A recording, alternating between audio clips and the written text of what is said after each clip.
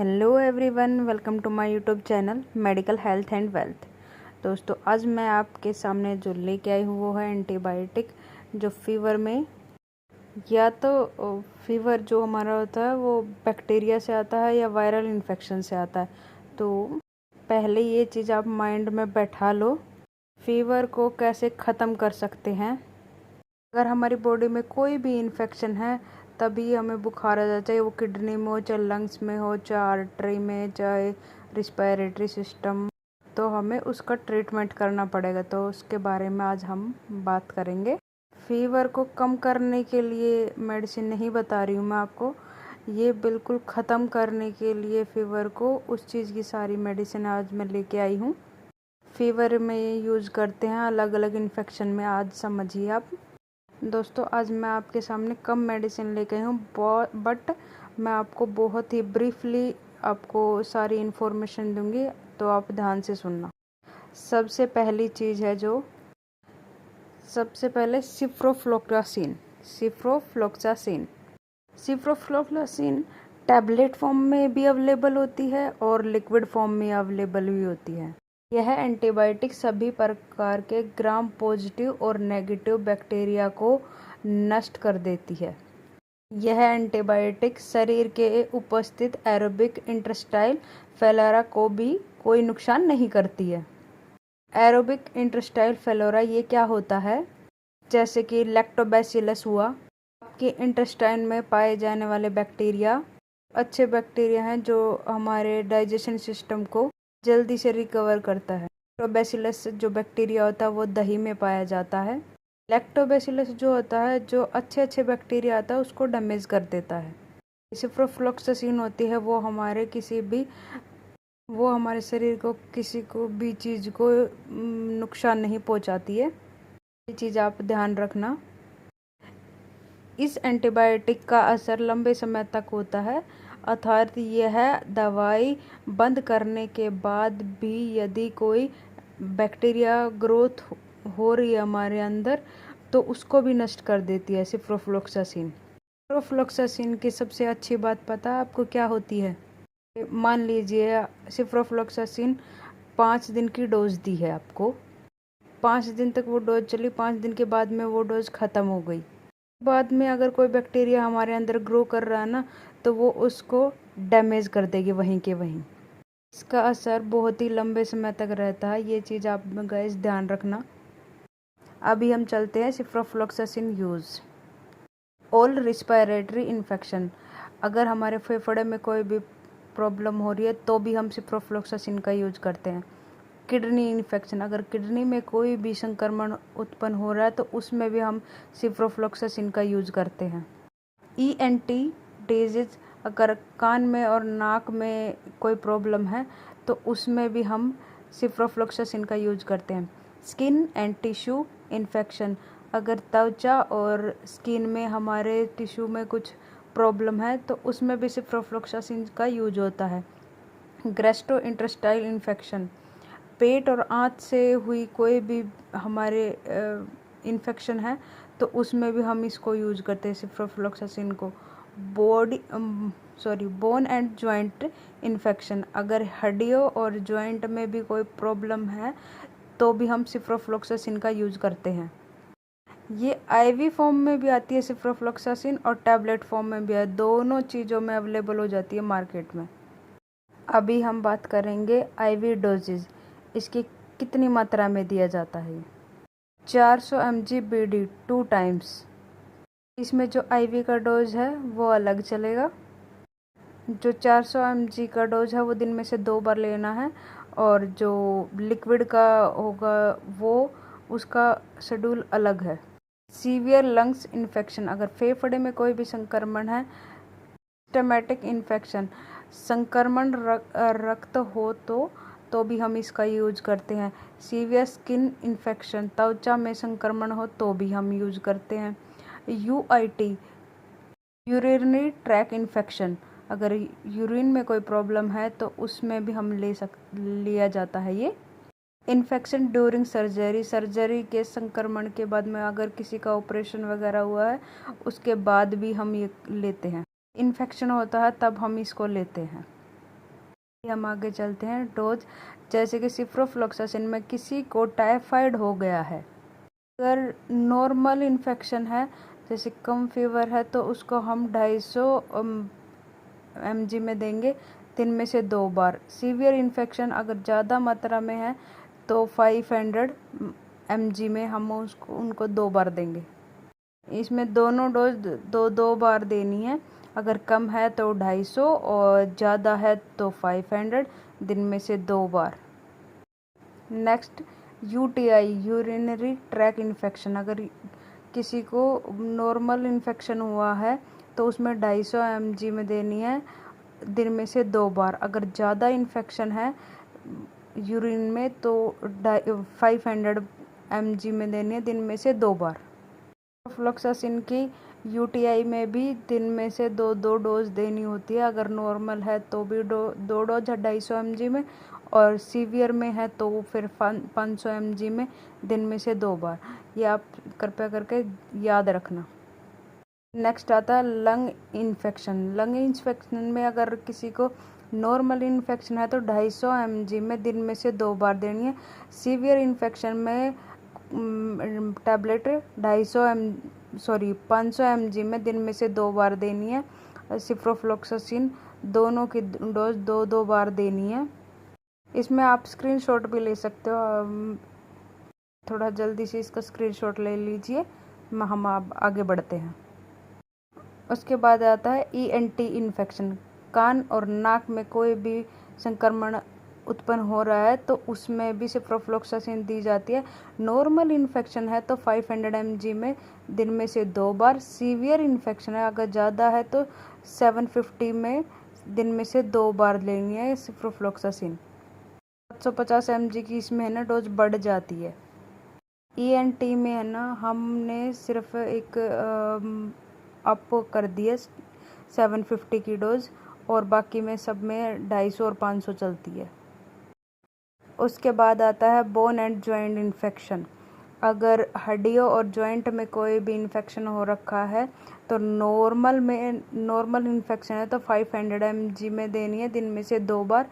Severe infection है तो 750 देनी है बीडी दिन में से 2 बार। पेशेंट को सिप्रोफ्लोक्सासिन 2 बार देनी है। इसमें भी डोज बढ़ चुकी है 750 mg में। आप इसका स्क्रीनशॉट भी ले सकते हैं। दिस स्क्रीनशॉट ले लीजिए। हम आगे बढ़ते हैं अभी। नेक्स्ट स्पेशल प्रिकॉशंस, जो अभी हम इनकी सावधानियों की बात करेंगे। Do not use in hypertensive to ciprofloxacin patient. अगर किसी भी पेशेंट को सिप्रोफ्लोक्सासिन से एलर्जी वगैरह होती है उससे पहले पेशेंट से पूछा जाता है कि आपको सिप्रोफ्लोक्सासिन पहले ली थी तो कुछ इन्फेक्शन वगैरह हुआ था या नहीं हुआ था। तो अगर उनको इन्फेक्शन हुआ तो हम सिप्रोफ्लोक्सासिन नहीं दे सकते हैं। Do not use in children, बच्चों में इस्तेमाल नहीं की जाती है ये सिप्रोफ्लोक्सासिन। उसके बाद आता है do not use in epilepsy patient. अगर किसी भी पेशेंट को मिर्गी वगैरह आती है तो उसमें भी ये सिप्रोफ्लोक्सासिन नहीं दी जाती। कि पेशेंट शुड बी हाइड्रेटेड, अगर कोई भी मरीज है उसको सिप्रोफ्लोक्सासिन के बाद में पानी की मात्रा पर्याप्त मात्रा में देनी चाहिए। केयरफुली यूज इन प्रेगनेंसी, अगर कोई भी लेडीज़ अगर प्रेग्नेंट है तो उसका भी ध्यान से इस्तेमाल करना चाहिए। इसका सिप्रोफ्लोक्सासिन का कैसे देनी है, क्यों देनी है, उस मात्रा में तो बहुत ध्यान रखना है। डॉक्टर की ही प्रिकॉशन से आप सिप्रोफ्लोक्सासिन ले अगर कोई प्रेग्नेंट है तो। अदरवाइज इसका अगर आपको नहीं पता है तो आप इनको ना ले। अगर ले लेते हैं तो कोई भी कुछ भी हो सकता है, तो इसलिए डॉक्टर की सुविधा से ले। डॉक्टर से पूछ के वो डॉक्टर बताएं तब ही लेनी है। अब आते हैं हम साइड इफ़ेक्ट पे। डायरिया, अगर दस्त लगना, नॉर्मल से हैं ये जो साइड इफ़ेक्ट है। जैसे फर्स्ट पे आता है डायरिया, दस्त लगना, एब्डोमिनल पेन, पेट में दर्द होना, और नोजिया, वोमिटिंग, अगर जिम चलाना है और उल्टी हो रही है तो, हेडेक है तो, सर दर्द, तो इसका उपयोग नहीं करना है। ये 4-5 चीज़ें आपको नज़र आ रही हैं तो ये आपके शरीर में साइड इफ़ेक्ट कर रही हैं, तो ये आपको नहीं लेना, आपको उससे पता चल जाएगा। अब हमारी नेक्स्ट आती है एजिथ्रोमाइसिन। ये बहुत ही इम्पोर्टेंट मेडिसिन है जो बहुत ही ज़्यादा यूज होती है, तो इसको कृपया करके ध्यान से सुनना और नोट कर लेना। जो भी मैं आपको चीज़ें पॉइंट बताती रहूँगी वो। अगर हमारी बॉडी में कोई भी सीवियर इन्फेक्शन हो रहा है तो उसमें भी यूज की जाती है ये। वो इन्फेक्शन ठीक ही नहीं हो रहा तो उसमें भी यूज की जाती है ये। यह मेट्रोलाइड क्लास की एंटीबायोटिक होती है। यह एक एडवांस एंटीबायोटिक है। अगर कोई भी एंटीबायोटिक और चल रही हैं तो वो शरीर को रूटीन में नहीं ला रही है, इन्फेक्शन जो फैल रखा है वो ठीक नहीं हो रहा है, तो इसका एजिथ्रोमाइसिन 500 mg में दी जाती है। इसका इस्तेमाल कई प्रकार के इन्फेक्शन को ठीक करने के लिए किया जाता है। बहुत सारे इन्फेक्शन हो जाते हैं शरीर में, कई सारी बीमारियां हो जाती हैं, तो उसमें इसी का ही एजिथ्रोमाइसिन 500 mg में यूज की जाती है। बहुत ही ज़्यादा जल्दी रिकवरी हो जाती है।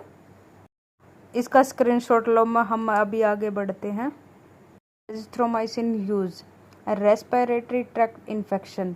अगर कोई भी संक्रमण हमें रेस्पिरेटरी सिस्टम में हो रहा है तो हमें एजिथ्रोमाइसिन का यूज़ करना चाहिए। स्ट्रेप्टोकोकल इन्फेक्शन हो, कोकल कौन सा इन्फेक्शन, ये मैंने नीचे लिख रखा है, ये देखो, फेरेंजाइटिस एंटोसोलाइटिस इन्फेक्शन। अगर ये सिम्टम बॉडी में नज़र आ रहे हैं तो एजिथ्रोमाइसिन 500 mg का यूज करना चाहिए। यह काफ़ी इम्पोर्टेंट एंटीबायोटिक है, इसका यूज करना चाहिए अगर आपको ये 2 प्रॉब्लम है तो। उसके बाद में आता है डिप्थीरिया इन्फेक्शन। डिप्थीरिया में भी इसका यूज किया जाता है। उसके बाद में आता है टेटनस। टेटनस में हम एजिथ्रोमाइसिन का यूज करते हैं। STD सेक्सुअल ट्रांसमिटेड डिजीज़, उसमें भी हम इसको यूज करते हैं। काफ़ी ब्रॉडली यूज किया जाता है एजिथ्रोमाइसिन का, बिकॉज ये बहुत ही इफ़ेक्टिव मेडिसिन है। ले लीजिए आप इसका स्क्रीनशॉट। अभी हम चलते हैं एजिथ्रोमाइसिन यूजेज। टाइफाइड फीवर, किसी भी पेशेंट को टाइफाइड है, अगर एंटीबायोटिक उनकी चल रही है अगर और दूसरी चल रही है और उनसे कोई भी आराम नहीं हो रहा है तो एजिथ्रोमाइसिन का यूज कर सकते हैं। किसी पेशेंट को ये गनोरिया हो रहा है तो उसमें भी हम एजिथ्रोमाइसिन का यूज कर सकते हैं। फिनोनोमिया, अगर निमोनिया किसी को हो रखा है तो उसमें भी हम यूज करते हैं। इंटेस्टाइल इन्फेक्शन में भी हम एजिथ्रोमाइसिन का यूज करते हैं। अगर आंत में भी कोई इन्फेक्शन हुआ है तो भी हम एजिथ्रोमाइसिन का यूज करते हैं। इन सभी मेडिसिन में अगर कोई भी फीवर है तो हम इसका यूज करना चाहिए एजिथ्रोमाइसिन का। अभी हम चलते हैं एजिथ्रोमाइसिन डोज। इनके 2 डोज होते हैं, एक तो 250 mg और एक होता है 500 mg। हम पहले बात करेंगे 250 mg के बारे में। लोग ये बोलते हैं कि 250 mg वाली इसको OD में देनी चाहिए या BD में देनी चाहिए, नहीं चाहिए, BD में नहीं देना चाहिए। 250 mg के दिन में से 2 बार देनी होती है। अगर पेशेंट को कम प्रॉब्लम है तो उसमें 250 mg की टैबलेट 2 बार दी जाती है। यह 3 दिन तक मरीज को देनी होती है, दिन में से 2 बार। इसमें जो हमारी ये पैकिंग होती है इसमें 6 टैबलेट आती है, 3 दिन की डोज होती है। ये मेन होता है 3 दिन हम इसको यूज़ करनी चाहिए। 3 दिन से ज़्यादा इसकी यूज़ करने की ज़रूरत नहीं है। जो भी इन्फेक्शन हुआ होगा वो डैमेज हो जाएगा, बंदा ठीक भी हो जाएगा, नहीं आपको है ना रिजल्ट मिल जाएगा। अभी एजिथ्रोमाइसिन 500 mg के बारे में बात करेंगे।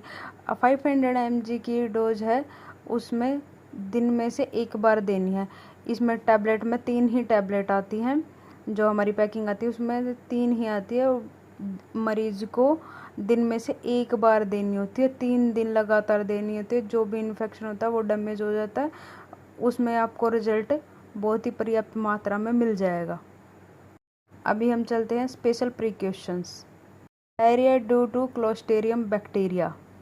किसी भी पेशेंट को डायरिया हुआ है तो उसमें क्लोस्ट्रिडियम बैक्टीरिया हुआ है तो उसमें इसका यूज नहीं होगा, अदरवाइज हम इसका यूज कर सकते हैं। क्लोस्ट्रिडियम बैक्टीरिया है तो नहीं यूज करनी है। लो पोटेशियम है तो भी हम मेडिसिन का यूज नहीं कर सकते। लो मैग्नीशियम है तो भी हम यूज नहीं कर सकते। स्केलेटल मसल डिसऑर्डर है तो भी हम इस मेडिसिन का यूज नहीं कर सकते, बिल्कुल भी इस्तेमाल नहीं करना चाहिए। उसके बाद चलते हैं साइड इफ़ेक्ट पे। एब्डोमिनल पेन, अगर पेट में दर्द है तो उसका साइड इफ़ेक्ट आपको नज़र आ जाएगा। अगर वोमिटिंग हो रही है तो भी आपको साइड इफ़ेक्ट का पता चल जाएगा। नोज़िया है तो भी जी मिचलाना, अगर किसी का जी मिचला रहा है तो वो साइड इफ़ेक्ट है। और उसके बाद में डायरिया, दस्त लगना, वो भी एक साइड इफ़ेक्ट है। और डायजी, चक्कर आना, तो वो भी एक साइड इफ़ेक्ट है। कोई भी सिम्टम नज़र आया तो वो साइड इफ़ेक्ट है। उस मात्रा में पेशेंट को नहीं देनी चाहिए ये वाली मेडिसिन, एजिथ्रोमाइसिन 250 और 500 mg। बट ये इन्फेक्शन, ये जो मैंने अभी बताया एब्डोमिनल पेन, वोमिटिंग, ये साइड इफ़ेक्ट है। बट ये इतनी वो वैसी मेडिसिन नहीं है कि आपको कोई साइड इफ़ेक्ट हो। बहुत ही अच्छी मेडिसिन है, आप यूज कर सकते हो। ज़्यादातर साइड इफ़ेक्ट नहीं करती है, का ईजिली यूज कर सकते हैं। अभी नेक्स्ट आता है लुकोमिया। लिंकोमाइसिन बहुत ही इम्पोर्टेंट मेडिसिन है जिसकी अब हम बात करेंगे। बहुत ही इफ़ेक्टिव मेडिसिन है। यह लिंकोमाइड की क्लास की एंटीबायोटिक है। यदि किसी मरीज को पेनिसिलिन एंटीबायोटिक से एलर्जी हो तो इसका इस्तेमाल किया जाता है। अगर किसी भी पेशेंट को पेनिसेमिक एंटीबायोटिक है तो इस मेडिसिन का यूज किया जाता है। इसका इस्तेमाल कई प्रकार के इन्फेक्शन को ठीक करने के लिए किया जाता है। लिंकोमाइसिन दोनों फॉर्म में आता है, टैबलेट फॉर्म में भी आता है, इंजेक्शन फॉर्म में भी आता है। अभी नेक्स्ट लिंकोमाइसिन यूज़। ईयर में इन्फेक्शन, कान में कोई इन्फेक्शन है तो लिंकोमाइसिन का यूज कर सकते हैं। बोन एंड जॉइंट में, अगर हड्डियाँ और जॉइंट में कोई भी संक्रमण हो रहा है तो उसमें भी हम लिंकोमाइसिन का यूज करते हैं। पेंसोमिया में जैसे किसी को निमोनिया हो रखा है तो उसमें भी हम यूज करते हैं। स्किन इन्फेक्शन, अगर त्वचा में कोई भी संक्रमण है तो भी हम लिंकोमाइसिन का यूज करते हैं।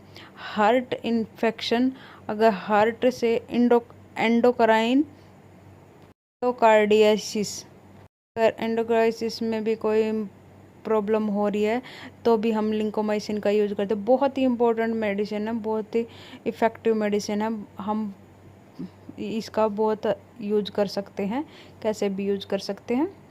इफ़ेक्टिव मेडिसिन है, हम इसका ईजिली प्रयोग कर सकते हैं। इसका स्क्रीनशॉट ले लो, फिर हम आगे बढ़ते हैं। अभी हम चलते हैं इसकी डोज पर। अगर पेशेंट को नॉर्मल इन्फेक्शन है तो 300 में बीडी में 2 टाइम्स देना है। अगर ज़्यादा इन्फेक्शन है तो सीवियर इन्फेक्शन है तो 600 mg में दिन में से 2 बार देनी है। इन 2 डोज में अवेलेबल होती है और ये इंजेक्शन में भी अवेलेबल होती है, तो इनका इस तरीके से प्रयोग करना चाहिए। अभी हम नेक्स्ट चलते हैं साइड इफ़ेक्ट। एब्डोमिनल पेन, अगर पेट में दर्द है, अगर ये टैबलेट ली है तो ये आपको सिम्टम नज़र आएंगे।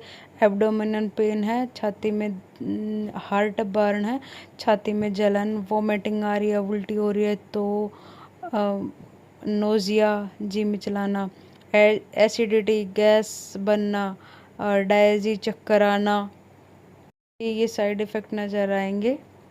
ऐसी समस्या आपको अपने शरीर में देखने को मिल सकती है। कंडीशन से आपको फीवर डेवलप होता है, आप ये दवाइयाँ यूज कर सकते हैं। बहुत ही इफ़ेक्टिव मेडिसिन है। Thanks for watching.